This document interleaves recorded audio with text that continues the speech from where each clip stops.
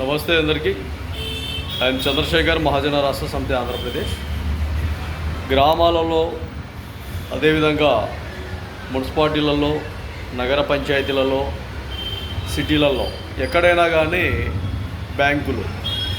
బ్యాంకులకు సంబంధించి మినిమం ఒక 2 లక్షల రూపాయల వరకు లోన్ ఇచ్చేదానికి అవకాశాలు ఉన్నాయి. ఆ లోను చిన్న చిన్న వ్యాపారస్తులకు, ఒక మోతాదుగా ఉండే వ్యాపారస్తులకు జిఎస్టీ లేకుండా, అదేవిధంగా ఐటీ రిటర్న్స్ లేకుండా లోన్ ఇచ్చేదానికి ఒక 2 లక్షల వరకు అవకాశం ఉంది. ఈ లోను ఇచ్చేదానికి కూడా దాదాపు 3 నెలలు 4 నెలలు బ్యాంకుల చుట్టూ తిప్పుకుంటారు. ఓకే, తిప్పుకోండి, మీ ఇష్టం. అయితే ఎక్కడ కూడా ఎవడు కూడా ఈ ప్రపంచంలో పేదవాడు బ్యాంకుల దగ్గర నుంచి లోన్ తీసుకొని ఎగ్గొట్టినట్టు దాఖలాలే లేవు. ఎవడు చూసినా కూడా దొంగ దోపిడీ కొడుకులు వేల కోట్ల రూపాయలు, లక్షల కోట్ల రూపాయలు, వేలల్లోనే, అంటే వేల రూపాయలు కాదు, వేలల్లో కోట్ల రూపాయలు. ఒకడు 1500 కోట్ల రూపాయలు, ఒకడు 2000 కోట్ల రూపాయలు, ఒకడు 3000 కోట్ల రూపాయలు, ఇలా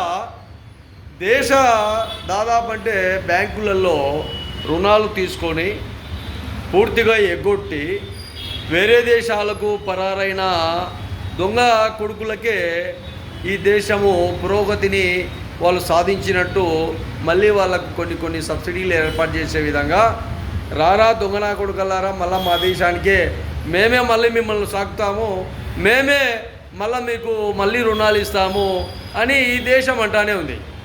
అదే ఒక గ్రామీణ బ్యాంకులోనో, ఇంకొక బ్యాంకులోనో ఒక వ్యక్తి 1 లక్షనో, 50,000, 20,000, 30,000 లోన్ తీసుకుంటే వాడిని రకరకాలుగా ఇబ్బందులు గురి చేసి, అవమానించి, ఇంటి దగ్గరికి వెళ్ళి, పొలంలో ఉంటే పొలం దగ్గరికి వెళ్ళి, ఒకవేళ షాప్ ఉంటే షాప్ దగ్గరికి పోయి అల్లరి చేసే ఈ బ్యాంకు అధికారులు ఉన్నారు.